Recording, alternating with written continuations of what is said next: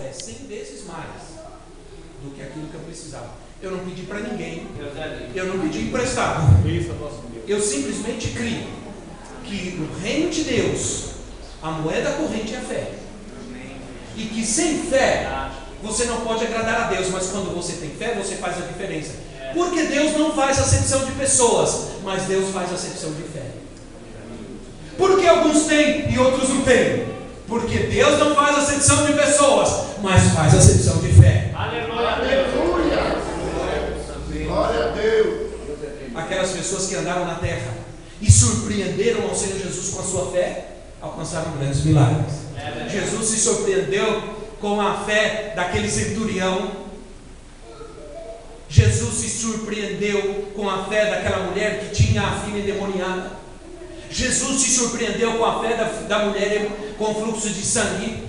Jesus se surpreendeu com algumas pessoas que tinham uma fé extraordinária para alcançar o milagre, a ponto dele dizer: vai em paz, a tua fé te curou. Como eu gosto de Jairo. Jairo, eu quero conhecer Jairo. Jairo tinha fé, irmãos. Jairo chega para Jesus, pelo contexto, aliás, pelo próprio texto, a gente entende que Jesus estava provavelmente relaxado, atendendo, ou conversando, ou ministrando, sentado provavelmente. Quando Jairo chega e diz assim: Senhor, a minha filha, e olha aqui a fé, olha a fé aqui, a minha filha, em algumas versões diz está morrendo, em outras diz a minha filha está morta, mas vem, põe a tua mão sobre ela e ela viverá. Isso é fé. Porque ele poderia dizer: Senhor, tem misericórdia de mim, me ajuda se o Senhor quiser, se for a tua vontade, por favor, Senhor, venha. Não, Senhor, vem, põe a tua mão sobre a minha filha e ela viverá. E sabe o que Jesus fez? Jesus não deu nenhuma palavra. Jesus se levantou e seguiu a Jairo. Diz a palavra, leia lá depois. Aí eu observei uma coisa, que em nenhum outro lugar das Escrituras Jesus seguiu alguém. Aliás, Jesus disse assim: aquele que quiser ser meu discípulo, tome a sua, negue-se a si mesmo, tome a sua própria cruz e siga-me. Mas quando Jairo deu uma palavra de fé, Jesus levantou e o seguiu. Jesus seguiu a Jairo. Aleluia! Eu não vi nenhum outro homem ser seguido por Jesus. Eu só vejo homens seguindo a Jesus. Mas aquele homem, quando Jesus viu fé no seu coração, ele moveu Jesus no seu lugar, e o milagre foi acontecendo pelo caminho, e o milagre aconteceu na sua casa, e a glória do Senhor se manifestou. Glória a Deus, aleluia! Glória a Deus! Precisamos de linguagem de fé, irmãos. Nossa linguagem precisa mudar. Precisamos de uma linguagem diferenciada. Aquela mulher viu a glória de Deus, porque ela tomou a decisão de sair da média, de sair da mediocridade e alcançar a abundância de Deus para a sua vida. Finalmente eu tenho outro exemplo em Mateus capítulo 16, versículo 21 e 25, uma passagem muito conhecida nossa. Mateus capítulo 16, 21 e 25. Apóstolo, você tinha razão. Está calor aqui em cima, viu? Eu não sei se é a unção de Deus, o calor do Espírito, né? Uma unção poderosa também aqui. Aleluia! Glória a Deus! Aleluia! Olha só, irmãos, diz assim, Mateus 16, 21 a 25. Você já conhece essa passagem, mas é bom lê-la. Diz assim: desde aquele momento Jesus começou a explicar aos seus discípulos que era necessário que ele fosse para Jerusalém e sofresse muitas coisas nas mãos dos líderes religiosos, dos chefes dos sacerdotes e dos mestres da lei, e fosse morto e ressuscitasse no terceiro dia. Então Pedro chamou uma parte e começou a repreender, dizendo: nunca, Senhor, isso nunca te acontecerá. Jesus virou-se e disse a Pedro: para trás de mim, Satanás, você é uma pedra de tropeço para mim, e não pensa nas coisas de Deus, mas nas dos homens. Então Jesus disse aos seus discípulos: se alguém quiser acompanhar-me, negue-se a si mesmo, tome a sua cruz e siga-me. Pois quem quiser salvar a sua vida perderá, mas quem perder a sua vida por minha causa a encontrará. Jesus repudiou a atitude de Pedro, sabe por quê? Porque Jesus não queria, Pedro não queria um Jesus sofredor, não queria um Jesus morto, ele queria um Jesus sobrevivente. Ele queria um Jesus sobrevivente. É como aqueles dois ladrões da cruz, né, irmãos? Um reconheceu seu pecado e sua condição, o outro queria descer da cruz. Se tu és o Cristo, desce daí, desce e salva a gente também, faz a gente descer. Ele não queria reconhecer quem era Cristo, ele só queria descer da cruz. E tem muito crente, irmãos, que a única coisa que quer nos dias de hoje é descer da cruz. Porque essa mensagem que está por aí, não sofra mais, não pare de sofrer, essa mensagem não é bíblica.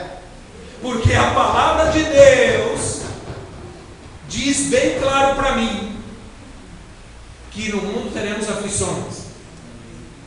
Importa que seja por muitas tribulações alcancemos o reino. O Senhor não quer que soframos, mas há muitas condições que nos levam ao sofrimento e à necessidade. E uma delas é justamente a manifestação da glória de Deus. E é o exercício da nossa fé. Porque se eu vou orar e pedir fé ao Senhor, para que Ele vai me dar fé se eu não quero problemas? Se eu não quero lutas e dificuldades na minha vida? Jesus, aleluia. Pedro queria um Cristo sobrevivente. Ele não queria um Cristo sofredor. Ele não queria ver Jesus sofrendo. Ele não sabia ou não entendia que a missão do Senhor era morrer. Ele queria sobreviver. O medíocre não quer sofrer. O medíocre não quer morrer. Ele quer bênção. Ele quer vitória. Se ele não tem um lugar, ele vai buscar em outro. Já não se prega sobre sacrifício. Já ninguém mais nas igrejas querem sacrificar. Ninguém mais quer obedecer. As pessoas só querem bênçãos. Sim ou não, irmão? As pessoas não estão indo às igrejas para adorar. As pessoas não estão indo na igreja para buscar o Senhor e adorar. Elas estão indo para buscar bênção, vitória, milagre. Entende? É verdade. Onde estão aqueles velhos hinos de adoração ao Senhor que nós tínhamos antigamente? Hoje, a maioria das músicas, elas são só autoajuda, irmãos. Senhor me dá, Senhor me abençoa, Senhor, o que mais? Não sei. Está faltando adoração, irmãos. Não é verdade? Jesus repudiou a atitude de Pedro, porque o medíocre é alguém que quer estar bem com todos, com todo mundo. Ele não quer ser diferente de ninguém. Ele não quer sofrer o peso. Ele não quer sofrer a acusação. Ele não quer sofrer a perseguição de ser diferente, de ser adorador de Cristo, de ser discípulo de Jesus Cristo. Ele não quer sofrer a perda de se levantar e se manifestar nessa terra como um discípulo do Senhor Jesus Cristo. Glória a Deus, aleluia.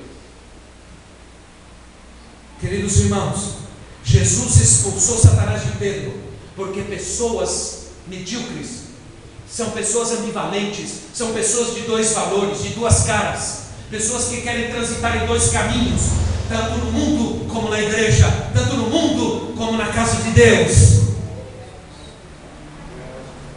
Glória a Jesus, aleluia. E o Senhor está chamando a sua igreja outra vez a santidade, irmão. Aleluia. Deus é tremendo, aleluia. Jesus disse: se alguém quer acompanhar-me, saia da mediocridade. É isso que ele está dizendo. Comprometa-se. Vencedor é alguém que saiu da mediocridade. O vencedor é um guerreiro. O vencedor é um batalhador. Apóstolo e bispa, não se desanimem, não se enfraqueçam, levantem-se, guerreiam, lutem, porque vocês são batalhadores, são guerreiros do Senhor. Continuem lutando, continuem batalhando. Essa é a hora de batalhar. Essa é a hora da batalha. guerra. Não se decaiam, não se desanimem, levantem-se forte, mudem a sua linguagem, tenham uma linguagem de fé, de fé, de fé. O Senhor não vai fazer, Ele já fez. O Senhor não vai dar, Ele já deu. Oh, aleluia. Aleluia. O vencedor é o guerreiro, mas o vencedor é alguém que tem uma oração poderosa. O vencedor é alguém que Deus responde a sua oração. O grande problema nosso, irmãos, e a grande frustração que nós temos como líderes e pastores às vezes, é ver Deus não responder às nossas orações. Depois de 20 e tantos anos,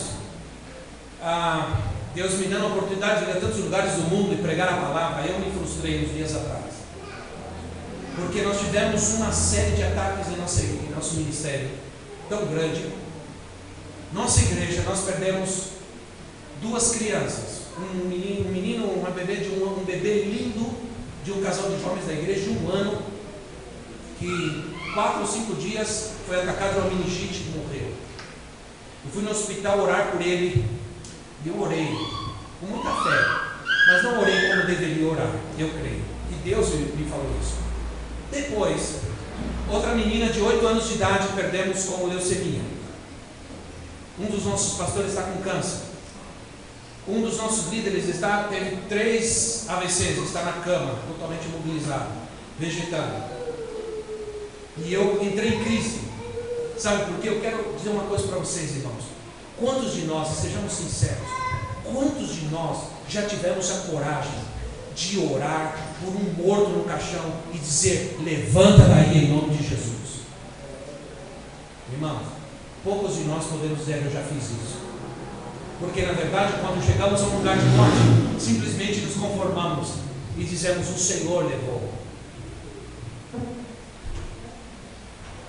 E eu disse: Pai, onde está essa fé? Onde será que ela está? Ei, sim ou não, irmãos? Ou nós não cremos mais que o Senhor Jesus ressuscita os mortos? É verdade. Se nós estamos correndo para o hospital na primeira febre, na primeira dor de cabeça corremos para o hospital. Foi a fé da minha avó que me trouxe a este lugar e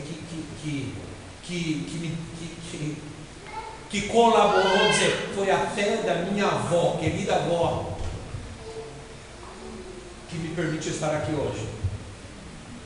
Porque eu sou o primeiro filho, meu avô já era pastor, fui criado na Assembleia de Deus, meu avô também foi pastor, meu pai também foi pastor. Meu pai estava vivendo uma crise financeira. Quando eu nasci, meu pai já era diácono. E meu pai estava vivendo uma crise financeira terrível. E eu tive desidratação e eu estava morrendo. Minha mãe contava que eu já não tinha fraldas que me aguentavam. Eu tomava uma mamadeira e já evacuava imediatamente. Perdi peso, estava muito abaixo do peso. Eu tinha apenas 6 meses e já não chorava, já não tinha forças. E meu pai saiu buscar trabalho, minha mãe saiu para buscar leite, um poço, não sei aonde. Quando meu pai voltou, eu estava nos braços minhas 2 avós estavam cuidando de mim. Minhas duas avós eram servas de Deus, e uma passando as fraldas que não vencia, e a outra comigo nos braços. E quando meu pai chegou, e meu pai perguntou como eu estava, minha avó olhou para mim, e ela disse, fez uma negativa, e meu pai foi para o quarto. Quando minha avó olhou para mim, e pôs a mão, eu estava frio, ela disse: você tinha acabado de morrer. Ela levou e disse: vou levar para o pai, que ele termine de morrer nos braços do pai. Quando ela entrou no quarto, meu pai estava de joelho orando. Ela se ajoelhou e me levantou e disse: Senhor, o Senhor tem poder. Se este menino vai viver para te servir, então que o Senhor cure agora. Fazia 15 dias também gemia. Esse eu comecei a gritar e a chorar. A minha outra avó ouviu o choro, veio correndo. E ela disse: faz mamadeira, porque o Senhor acabou de curar ele. E ele vai ser um grande servo de Deus nessa terra.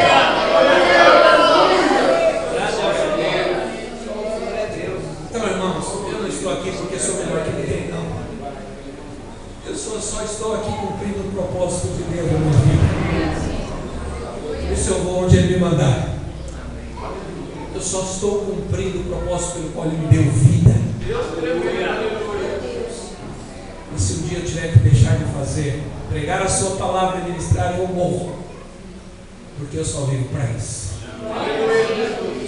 Glória a Deus. Porque o nosso Deus é o Deus de propósito.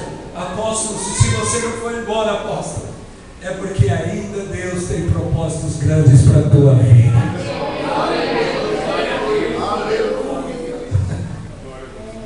Louvado seja o nome do nosso Deus. Eu quero terminar dizendo algo para vocês. Quero terminar falando sobre um homem. Um homem na Bíblia que fez. Um homem na Bíblia que a palavra não fala nada sobre ele. Quase, nada quase. São 2 versículos. 2 versículos. Na Bíblia. Que está lá em 1 de Crônicas, capítulo 4, versículo 9 e versículo 10. 1 de Crônicas 4, 9 e 10. Assim, foi Jabes mais ilustre do que todos os seus irmãos. O que quer dizer isso, irmão? Ele diz assim: sua mãe chamou-lhe Jabes, dizendo: porque com dores o dei à luz. Jabes invocou o Deus de Israel, dizendo: ó, tomara que me abençoes e me alargues as fronteiras, que seja comigo e a tua mão me preserves do mal, de modo que não me sobrevenha a aflição. E Deus lhe concedeu o que tinha pedido. A Bíblia não fala muita coisa de Jabes, mas sabe o que ela diz? Que ele foi mais ilustre que todos os seus irmãos. Isso quer dizer que ele saiu da média. Todos os seus irmãos eram iguais, mas ele era diferente. Ele estava acima da média. Era mais ilustre que os seus irmãos, apesar de ter nascido numa situação difícil e adversa. Quando ele nasceu, provocou muita dor, e a sua mãe lhe deu o nome de Jabes, que significa com muita dor. Gerei, nasceu, deu à luz. Com muita dor. Isso significa que sobre ele pairava uma maldição desde o momento que nasceu. Pairava sobre ele uma desgraça, um decreto maligno, diabólico. Mas diz a palavra que ele era mais ilustre que todos os seus irmãos. Para mim, Jabes foi alguém que tomou a decisão: não vou viver na média, vou viver acima da média, apesar das situações lá atrás.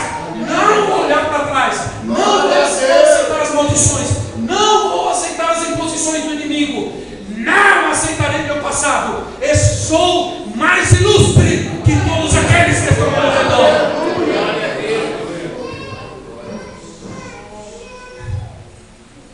Mas Jabes fez 4 coisas que nós podemos aprender, e está neste versículo. Vamos aprender com Jabes a ser mais ilustre, acima da média. Disse acima da média, diga acima da média. Acima da média e viver acima das nuvens. Amém, irmão? A águia, ela é um animal interessante. Ela voa alto e ela procura. Por que a gente não vê muito águias por aí? Porque quando a águia voa, ela voa acima das nuvens. Entende? Ela voa acima das nuvens, que é lugar seguro. Então, Jabes, quem fez Jabes primeiro? Jabes, em primeiro lugar, clamou pela bênção de Deus. Amém, irmão? Ele disse: tomara que me abençoes, em vez de olhar para trás, ao invés de ficar lembrando e chorando suas lembranças, seu passado amargo e difícil. Ele olhou para o alto e rogou a bênção de Deus. Rogue as bênçãos do Senhor hoje sobre a tua vida. Ele entendeu, irmão, que ele não precisaria viver sofrendo o resto da sua vida. que ele poderia viver acima da mediocridade. Clamou pela bênção de Deus. Em segundo lugar, ele clamou pela prosperidade de Deus, porque diz assim: que me alargues as fronteiras. Claro, aqui onde está a fé, ele disse: bom Senhor, se o Senhor vai me abençoar, então eu vou alargar as fronteiras, porque se vem bênção de Deus, vem muita bênção. Aleluia. Glória a Deus. Então eu vou preparar muito espaço. Glória a Deus. Aleluia. Ah, Senhor. Glória a Deus. Aleluia. Quando eu comecei a igreja, apóstolo, Deus me fez uma promessa.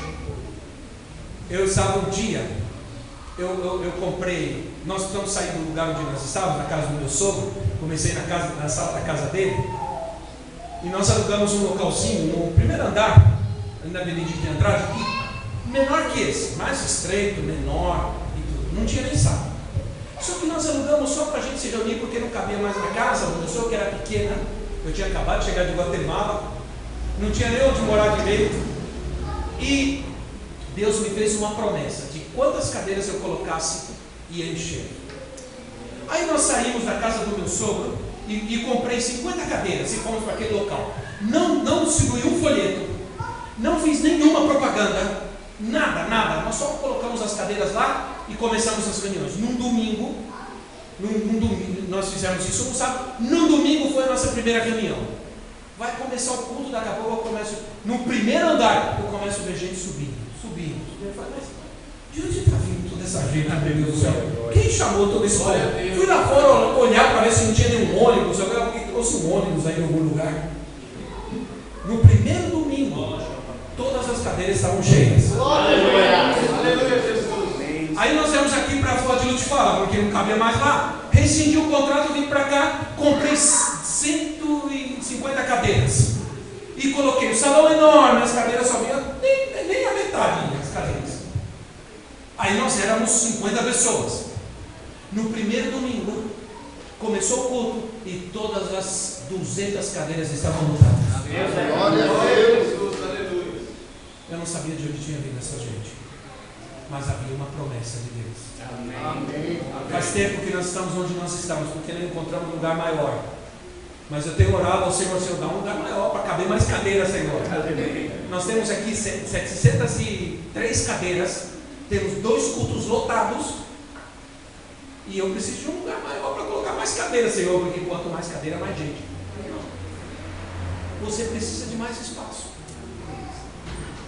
Diga quem está ao seu lado: você precisa dar mais espaço para Deus. Mas não é no seu corpo, não. Deus não é no seu corpo, não. É na igreja, no local onde você está. Pastor, dá mais espaço para Deus. Para que Ele mate, para que Ele derrame, para que Ele envia. Se seu local está lotado, não se conforme, irmão. Tem que alargar as fronteiras. Aleluia, Jesus. Glória a Deus. Essa foi a fé de Jabes. Essa foi a fé de Jabes. E aí, em terceiro lugar, ele clamou pela presença de Deus. Ele disse: que seja a tua mão comigo. Muita gente só quer bênção, muita gente só quer vitória. Mas, irmãos, nós precisamos ensinar o nosso povo a querer e a desejar a presença de Deus. Jabes queria bênção, queria prosperidade, mas ele também queria presença de Deus. Ele queria a presença de Deus. Precisamos nós ensinar ao nosso povo a buscar a presença do Senhor, buscar a glória de Deus. E finalmente, Jabes clamou pela proteção de Deus: e me preserves do mal, do modo que não me venha aflição. Irmão, vivemos num mundo maligno. E o Senhor Jesus nos ensinou a orar contra o mal. Ele disse: não nos deixes cair em tentação, mas livra-nos do mal. Ele nos ensinou a orar para que Ele mesmo nos livre do mal. Senhor, livra-nos do mal, do maligno. O mal aqui não é só um princípio. O mal aqui é uma entidade, é um ser maligno, malignidade, feitiçaria e maldições. Felizmente, irmãos, deixa eu dizer uma coisa para você. Eu e minha esposa estávamos orando há tempos atrás e descobrimos uma coisa: há muita feitiçaria na igreja, irmãos. Você não pode dizer amém, glória a Deus a isso. Diga assim, ai. Não é? Não, tá bem, eu estou terminando, apóstolo, não se preocupe. Se eu tirar agora, não é bom, né? Escute bem. Quando você não pode dizer glória a Deus, aleluia, diga, ou senão você pode dizer amém também. Pode ser aleluia também.